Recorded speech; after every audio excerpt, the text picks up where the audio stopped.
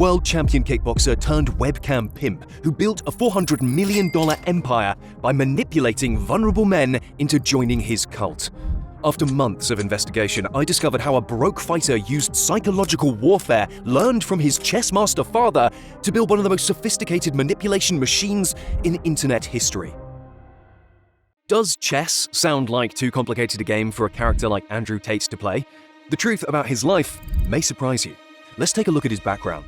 Andrew was born on the 1st of December 1986 to Emery Tate, an ex-US Air Force sergeant turned chess champion, and British Eileen Tate, who did various things to make ends meet. My father died on October 17th, 2015. He died playing chess at a chess tournament, which is the best possible death I could have wished for him. He died in battle, as he should. He was a warrior his entire life. Emery Tate II, an international chess master who dominated the Indiana State Championship 6 times, cast a long shadow over his sons' lives. But he wasn't just a chess champion. He was a complex figure who claimed to be a spy, spoke fluent Russian, and was eventually discharged from the US Air Force after being diagnosed with narcissistic personality disorder. The lessons were harsh. When 7-year-old Andrew lost a chess tournament and complained of tiredness, Emery's response was unforgiving.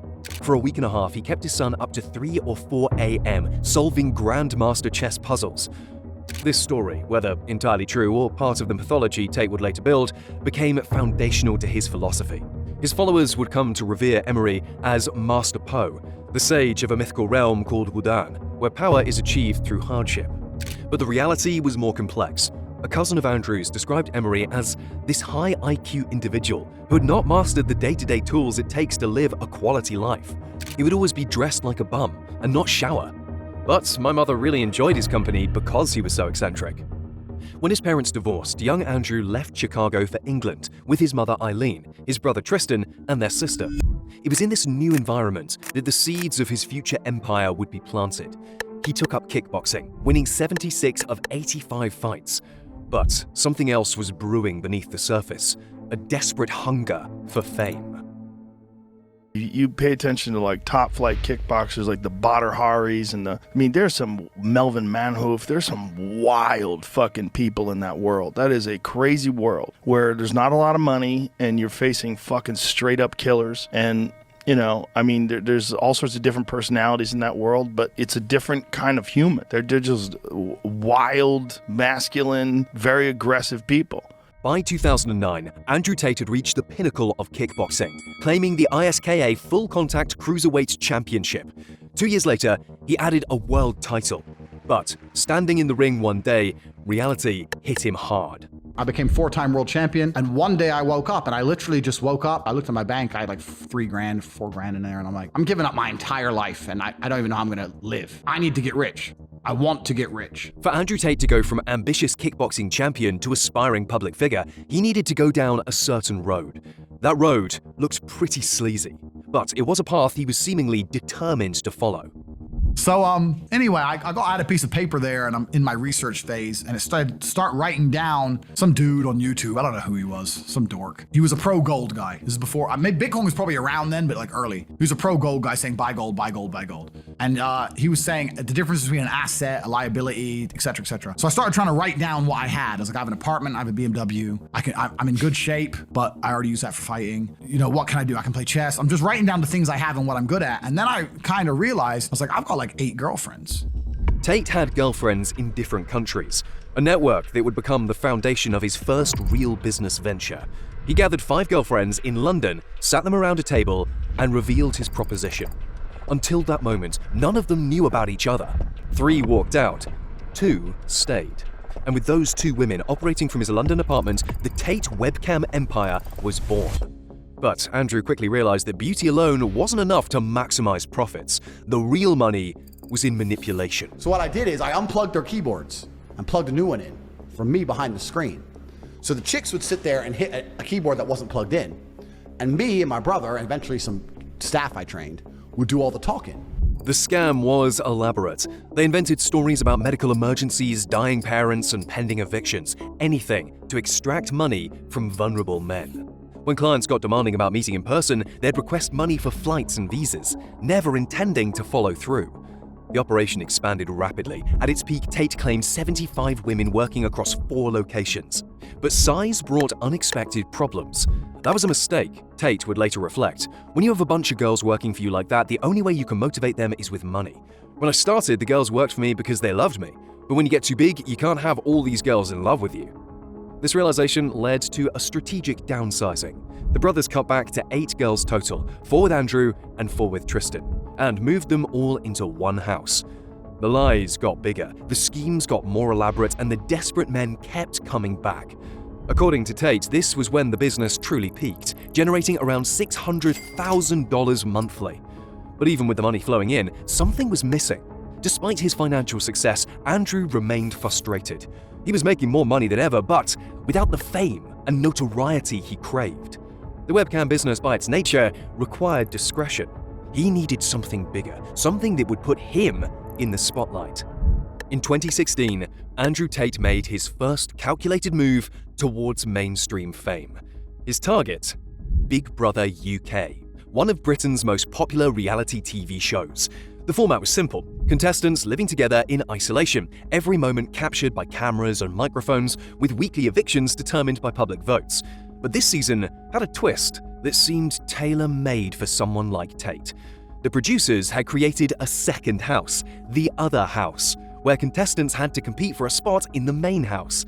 It was the perfect setup for creating drama, and Tate would prove to be a master at exactly that.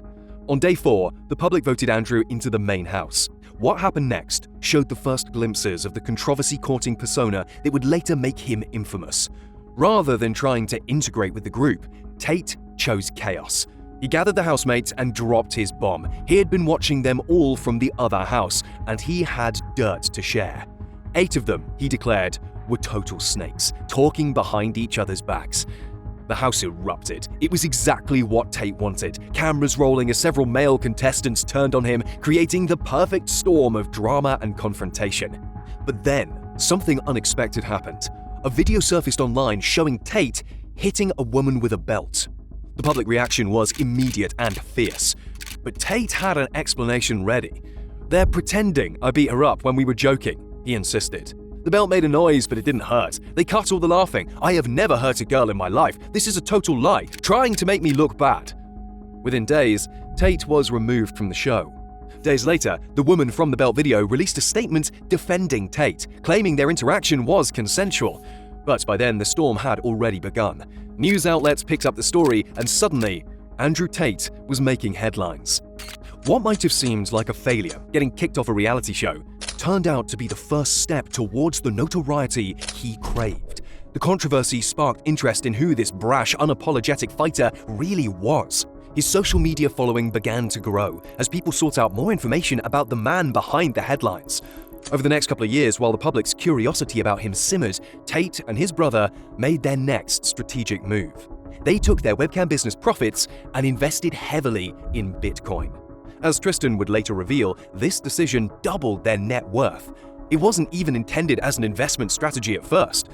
"At the time, I didn't see it as an investment," Andrew explained. "I was in a world where the people I was dealing with took crypto. It was easier for me to take their crypto than to take big bank payments." This accidental wisdom would provide them with the capital they needed to fund their next ventures. But more importantly, the Big Brother incident had taught Tate something valuable. In the age of social media, controversy wasn't just attention, it was currency. Then came the move to Romania in 2017. Here, away from UK scrutiny, Tate began developing his next venture. He started with what he knew best: selling his expertise in manipulation.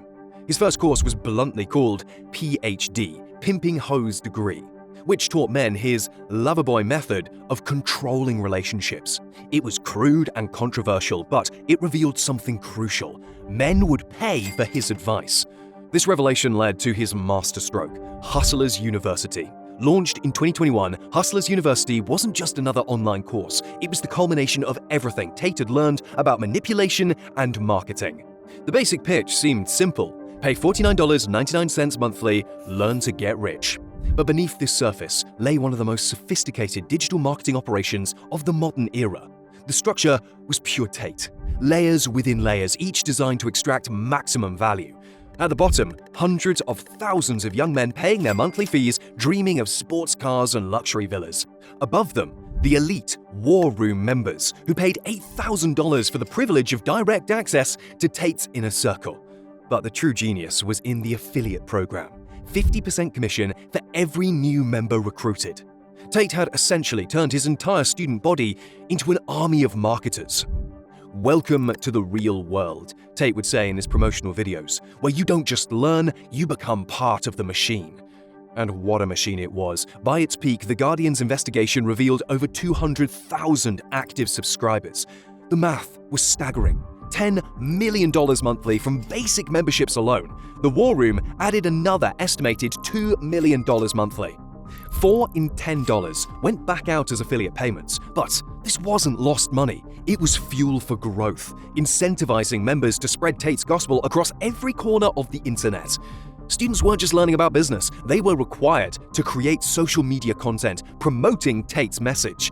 Every TikTok video, every Instagram post, every Twitter thread became part of a vast marketing web, all leading back to Hustlers University. It was a self-perpetuating cycle. Controversy drove attention, attention drove enrollment drove revenue, and revenue funded more controversy. The success of Hustlers University allowed Tate to diversify. His Tate Speech channel on Rumble gathered millions of views.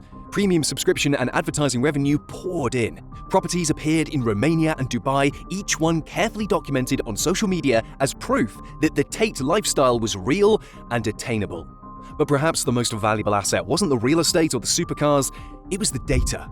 Every subscription, every interaction, every piece of content created by his army of followers fed back into the machine, helping Tate refine his message and target his audience with even greater precision. They call it a pyramid scheme. Tate would laugh in interviews. "I call it teaching people exactly how the world works." The numbers suggested he might be right, at least about the teaching part. His followers were learning, but perhaps not the lessons advertised in the Hustlers University curriculum. They were learning something far more valuable to Tate: how to become perfect amplifiers for his brand, each one a node in an ever-expanding network of influence and income. This wasn't just a business anymore, it was an ecosystem, a self-sustaining economy built on the twin foundations of aspiration and controversy. Tate had evolved from a webcam operator to a digital emperor, presiding over a kingdom built not of bricks and mortar, but of clicks and conversions. But as his influence grew, so did the scrutiny. The same system that made him millions would soon attract the attention of authorities across multiple continents. The question wasn't if it would all come crashing down, but when and how hard. The cracks in Andrew Tate's empire didn't appear suddenly. They were there from the beginning, hidden beneath the Bugattis and bravado. His move to Romania in 2017 wasn't just a business decision, it was an escape plan. "I'll come out and say it," Tate would later admit in an interview. "I got hit with a Me Too case. I did the right thing. I ran away." But Romania wasn't chosen at random. In his own words captured in a now infamous video, I like living in countries where corruption is accessible for everybody.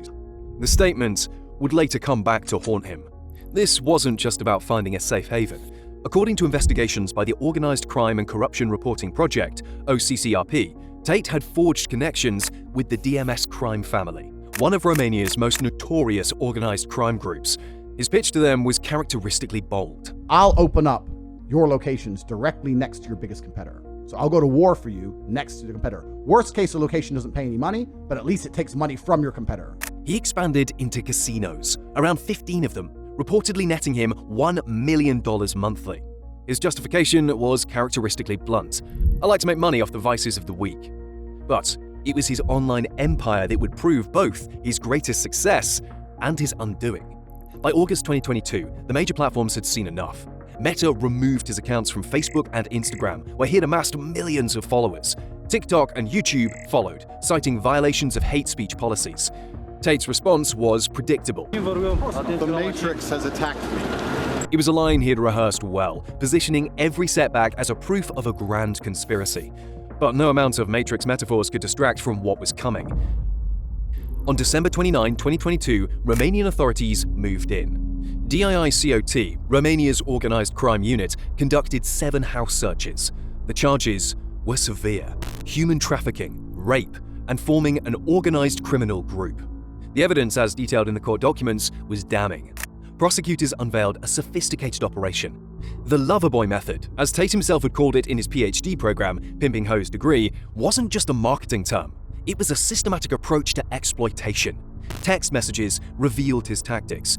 You have to understand that once you're mine, you'll be mine forever. First, I need to see in your eyes that you can never live without me. One victim described herself as an animal deprived of human rights.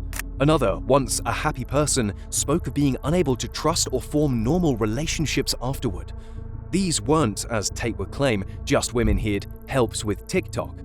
The investigation revealed a network of shell companies, cryptocurrency transactions, and offshore accounts. The wiretap transcripts were particularly revealing. "We'll open accounts at all the banks. We'll spread the money," Andrew was recorded saying. "We'll keep the balance low." Even as his empire crumbled, Tate attempted one final pivot into cryptocurrency. Despite previously criticizing cryptocurrency as being based on getting in early and gambling, he promoted various tokens that subsequently crashed, losing his followers millions. His final venture, the Real World token, promised to let followers own a percentage of the school, a scheme that critics labeled as yet another pyramid structure. By early 2024, the DMS crime family had officially cut ties with the Tate brothers through their lawyer.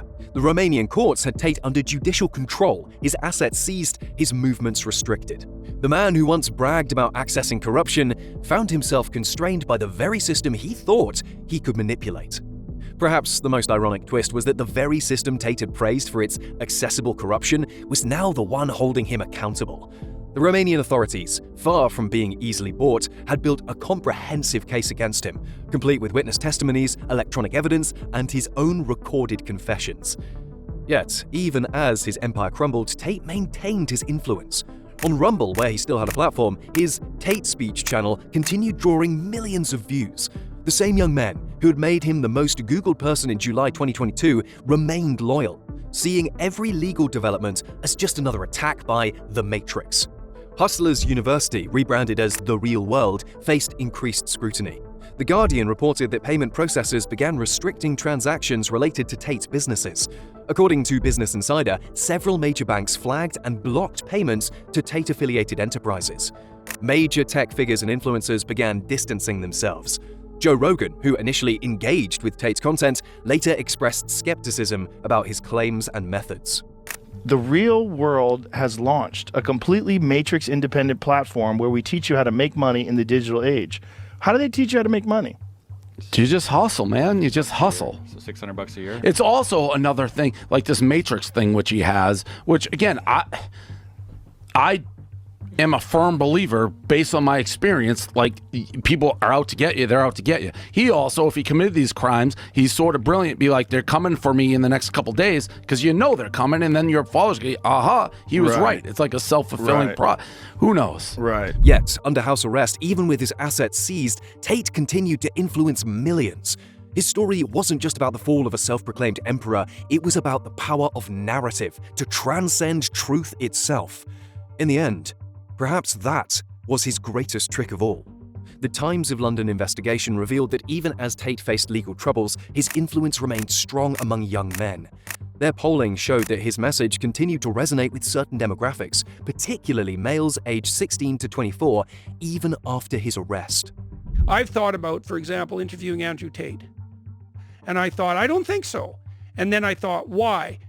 I figured, it's not obvious to me at all that he wouldn't charm me. So I knew this guy, Robert Hare. Robert Hare was the world's foremost authority on psychopathy. Every time he sat down with them, they pulled the wool over his eyes. And it wasn't, he videotaped the interviews. And it wasn't until later when he was reviewing the videos that he could see what they were doing. Jordan Peterson is no slouch when it comes to independent thought. You'd think he'd see Tate as someone he could easily get his head around. So the fact that he's anxious about even talking to Tate is revealing. This encapsulates the impact Tate has made on the world around him, how he seems to influence men of all kinds, the vulnerable and the susceptible, and also the highly educated. What we see here is a sophisticated form of psychological manipulation. The perpetrator identifies vulnerable individuals, often young women with limited support systems. They're love-bombed, showered with attention and apparent affection. Then, comes the isolation, followed by financial control. It's textbook coercive control, but executed on an industrial scale. The same psychological tactics that allegedly trapped his victims also captivates his followers. Tate's content follows a similar pattern. Identify vulnerability, young men feeling lost in modern society. Offer validation, telling them their frustrations are justified. Then isolation, convincing them that only Tate and his community understand the truth. By early 2024, Andrew Tate faced an uncertain future. While maintaining his innocence against all charges, he remained under investigation by Romanian authorities. His business empire, once spanning multiple platforms and ventures, had been significantly restricted. Yet, as documented by social media analytics firms, his name still generated millions of monthly mentions across various platforms. The story of Andrew Tate reflects a broader crisis in modern masculinity. His rise wasn't accidental. It was engineered to exploit a growing sense of male displacement in society. Through a combination of business acumen, psychological manipulation, and strategic controversy, he built an empire on the foundation of young men's insecurities. Andrew Tate, to me, is a 14-year-old's idea of what a man looks like. Jimmy Carr's observation cuts to the heart of the matter. But perhaps more concerning is what this tells us about our society. That in 2024, despite all our progress, a significant number of young men are still searching for role models who promise simple answers to complex questions about masculinity and success. The chess prodigy who once studied under his father's strict guidance became a grandmaster of a different game. One played not on a board with 64 squares, but across social media platforms and in the minds of millions. His pieces weren't knights and pawns, but followers and critics, all moving according to patterns he seemed to predict with uncanny accuracy. As of 2024, Tate remains under investigation in Romania, but his influence shows no signs of waning. His story serves as a warning about the power of social media to amplify dangerous ideologies and the vulnerability of young minds to sophisticated manipulation. The question isn't whether Tate will maintain his influence, it's whether society can develop the tools to protect future generations from similar figures. The game isn't over, but the cost of playing it has become increasingly clear. While Andrew Tate built his empire through fear and manipulation, Logan Paul did something even more remarkable. He transformed from America's most hated YouTuber into an unstoppable business mogul. Click right here to discover how a guy who filmed a dead body and scammed his fans became a billion-dollar success story that nobody can seem to cancel.